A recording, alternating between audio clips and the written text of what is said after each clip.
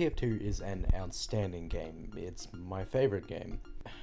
And with it being free, I believe that everyone should give it a shot at one point in their lives. You think this is funny? In a cosmic sort of way, yes. Well, Mr. Funny Man, is this how you get your sick kicks? What? It's just an ordinary crabby... Oh my goodness! TF2 is a overwhelming game to new players. There's so many things going on at once, so many people fighting, 12 people all at once, 9 classes each doing their own thing. And most new players wouldn't understand how to use these classes. And goddamn, the training and the default settings do not help at all with this. Let's start out with the training. To start things, there are only 4 classes.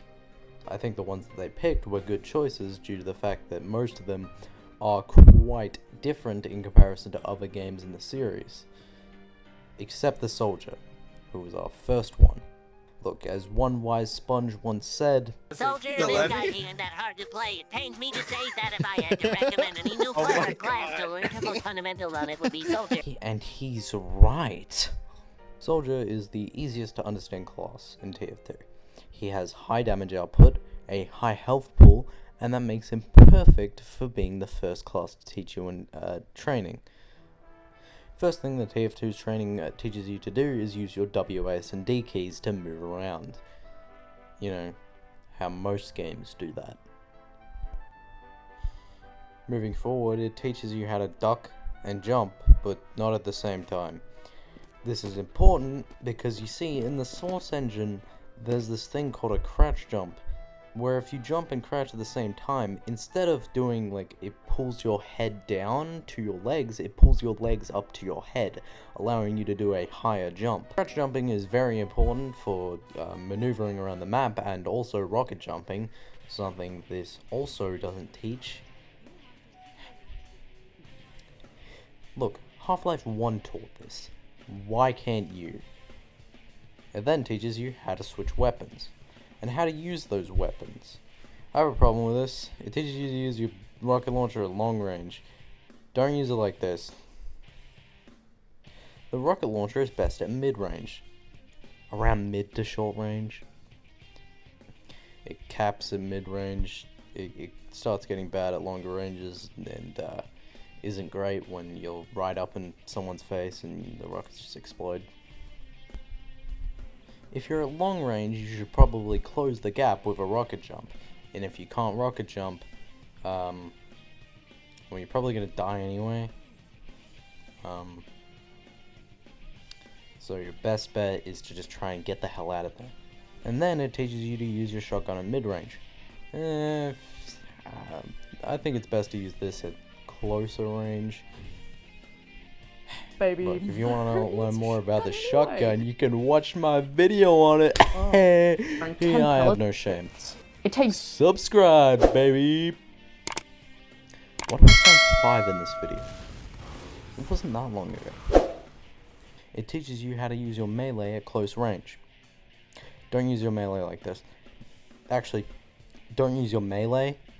This is the problem of only teaching the stock weapons. Melees are, the only really good melees are utilities. Stuff like the escape plan. It's good for getting the hell out of there, not for actually attacking. Like, just compare the escape plan to the equalizer. It's uncomparable. If at close range, just try using a shotgun, or if you're using the gunboats, try rocket jumping off your opponent to get back to mid-range. Actually, what about... I'm cutting you off there. Random crits do not belong in any discussion about balance. You see, there's something that's not here. Something that takes hours of mastery for soldiers to learn. They don't even briefly mention rocket jumping. Like, just shove a area that shows jump here. Look, the best way to learn how to rocket jump is by using Jump Academy, or by practicing rollouts, as that's a more practical use of it. I understand that new players might be kind of hard for them to wrap around their heads around what rocket jumping is, because you have to press 3 buttons: jump, crouch, fire. You take an amount of damage from that as well, which might be a bit hard to understand, because compare this to Overwatch. You press the shift key, or you just detonate your thing underneath you. Beating this side of the training, you move on to the stage where it teaches you how to play the attack defend game mode. There's nothing really wrong with this, it just teaches you about the medic supercharge and how to cap a point. The Demo Man's training is next, and second verse, same as the first. It's pretty much the same stuff it teaches you in the first one. It doesn't teach you about sticky jumping because, of course, Engineer training is next, and to start out, it tells you how to build a dispenser. I think it would have been a good idea for them to show some friendly players going up and using it, showing that this isn't just for you. Some text on screen saying they can be used by your team to regenerate health and ammo. And they should also teach you how to put it in a good spot that's out of harm's way. Out of that, it teaches you how to use the sentry gun. It teaches you how to upgrade your buildings, and teaches you how to relocate your dispenser to the sentry. Dispensers are for the team. Don't hog it. Don't be a turtle. No one likes a turtle. It teaches you barely how to use your teleporter. Look, there isn't much to explain with this, but like, oh my god, it's a teleporter. Oh my freaking god, there's not much to know. But like you just stand on it. You just stand on it. But like, I think it should teach that some classes get more value, and also where to put a teleporter exit. That would have been a good idea. Look, as a wise man once said, sentries get kills, dispensers save lives, and teleporters win games. Teleporters are important, and that's why it's important to teach them in this way. Spy training is probably the most necessary one, as I don't think any game has something like the spy. Wait, that's cheating. The only real problem is that you have a gun. It should teach you that you have a gun. Like, it just teaches you about how to backstab, disguise.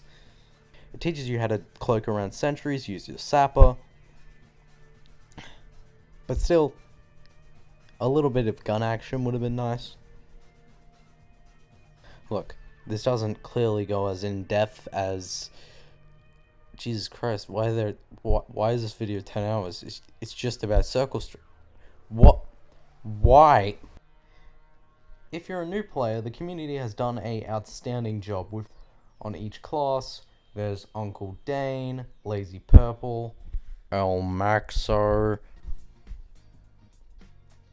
Fish on a Stick, The What Show. I mean, I could do this all day.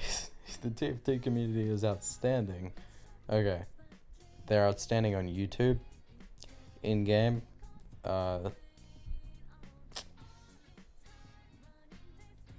Look, the TF2 community is pretty much just built on the pieces that Valve have left behind after they tragically left us. I'll never get over that. TF2 is a great game, and I wish everyone would be able to experience it in the way that I have. For 1,500 hours, what am I doing with my life? Oh yeah, the default settings. You see, TF2 has some settings that are kind of necessary to play the game at a high level. For example, FOV and view model FOV. The default FOV in TF2 is 75. Depth perception, pal, look into it. In TF2 there's a lot going on, and therefore you need to see a lot. I feel like it was set to 75 by default because some graphical restraints at 2007 maybe, because you know you draw less on screen if you have less FOV.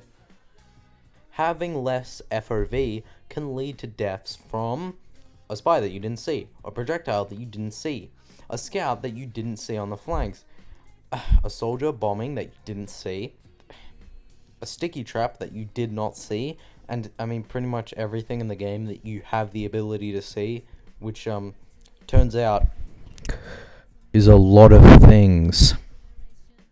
And well, the view models don't help, considering they cover up like 25% of the screen.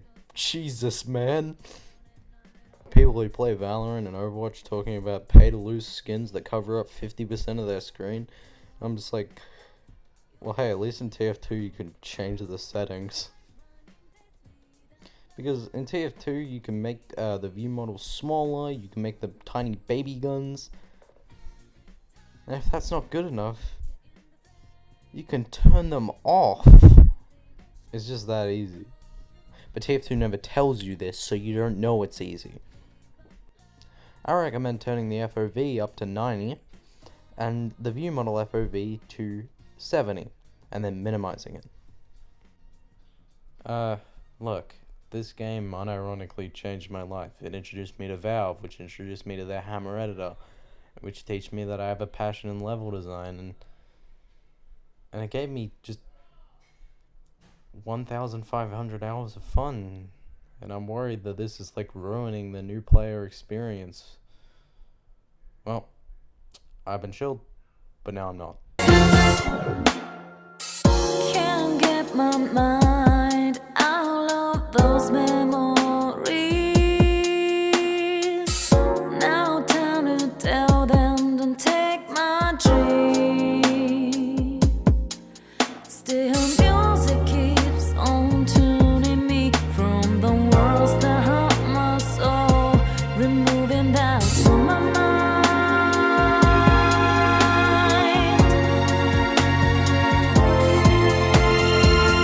Those long days passing by from the door, like late summer days slowly fade away, finding way through the favorite tune, playing all day with my eyes closed.